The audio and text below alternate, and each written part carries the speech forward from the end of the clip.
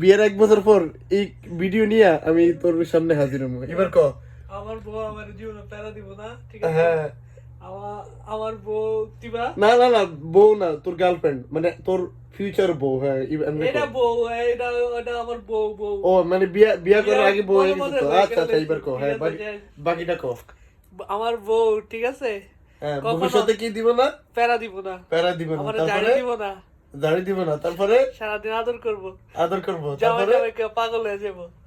এরপরে এরপরে এরপরে আরো অনেক কিছু, হ্যাঁ। মানে দুনিয়া যেদিকে যাইবো আমার বউ ওইদিকে যাইবো। ঝগড়া করতো না, প্যারা দিব না তোরে, ওই যে গোয়ানের উপরে আচ্ছা আজকে 2 মাস কথা কই, তোর লগে তর্কাতর্কি করবো না। না না, আজকে 2 মাস জানলো, সরি 4 মাস জানলো কথা কই।